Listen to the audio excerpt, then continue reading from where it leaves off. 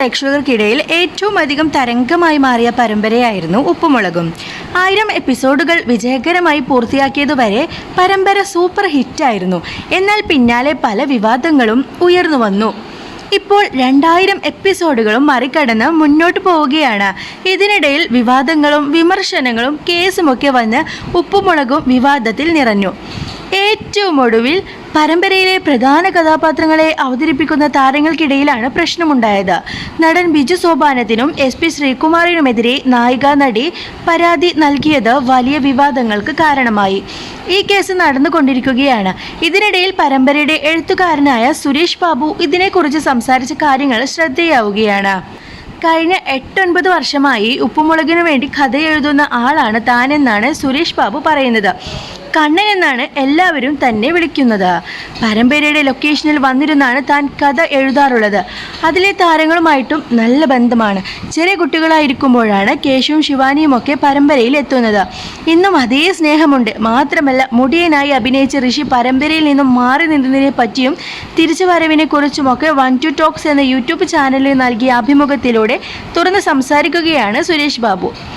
മുടിയനുമായി personally ബന്ധമുണ്ട്. ഇപ്പോഴും വല്ലപ്പോഴുമൊക്കെ അവൻ വിളിക്കാറുണ്ട്. കണ്ണൻ മാമ എന്ന് തന്നെയാണ് അവനും എന്നെ വിളിച്ചിരുന്നത്. ബിഗ് ബോസിലേക്ക് പോകുന്നതിന് വേണ്ടി ഏഷ്യാനെറ്റുമായിട്ടുള്ള കോൺട്രാക്റ്റാണ് മുടിയന് പ്രശ്നമായത്. അത് തീരാതെ മറ്റു ഷോകളിൽ പങ്കെടുക്കാൻ സാധിക്കില്ലായിരുന്നു. മുടിയനും തിരിച്ചു വരാൻ സാധിക്കണമെന്നാണ് ഞാനും ആഗ്രഹിക്കുന്നത്. അവന് പറയാനും ചാനലിന് കേൾക്കാനും സാധിക്കുകയാണെങ്കിൽ അത് ചിലപ്പോൾ തിരിച്ചു വരാൻ സാധ്യമാകും. പ്രേക്ഷകരെ പോലെ മാറി നിന്ന് നോക്കുമ്പോൾ അവനും വരാൻ സാധിച്ചിരുന്നെങ്കിൽ എന്ന് ഞാനും ആഗ്രഹിക്കുന്നുണ്ട്. തിരക്കഥയിലെ പ്രശ്നങ്ങളും മാറ്റി നിർത്താൻ ശ്രമിച്ചു എന്നതൊക്കെയാണ് മുടിയൻ പ്രശ്നമാക്കിയതെന്ന് ഞാനും കേട്ടു.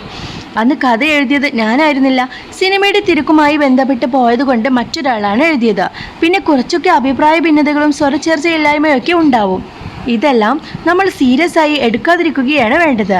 ഇത്തരം പ്രശ്നങ്ങൾ എല്ലായിടത്തുമില്ലേ? വീടുകളിൽ പോലും അങ്ങനെ സംഭവിക്കാറില്ലേ? അതിനെ അങ്ങനെ കാണുകയാണ് വേണ്ടത്.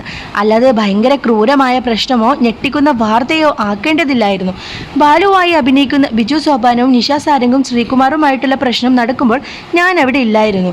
ആരാ തെറ്റുകാർ എന്ന് എനിക്കറിയില്ല. അവർ സെറ്റിലേക്ക് വരാത്തതും വരുന്നതുമൊക്കെ തീരുമാനിക്കേണ്ടത് അവരും ചാനലുമാണ്. ലോങ് ഫ്രണ്ട്ഷിപ്പാണ് അവർക്കിടയിൽ ഉണ്ടായിരുന്നത്. അടുത്ത സുഹൃത്തുക്കളാണ് അവരൊക്കെ. ആ വിഷയം കേസായി നിൽക്കുന്ന സമയത്ത് ചോദിച്ച് കൂടുതൽ പ്രശ്നമുണ്ടാക്കാനോ മറ്റൊന്നിനും ഞാൻ തയ്യാറല്ല. സന്തോഷകരമായ കാര്യങ്ങളാണ് ഞാൻ സംസാരിക്കുന്നതെന്നും സുരേഷ് ബാബു പറഞ്ഞു.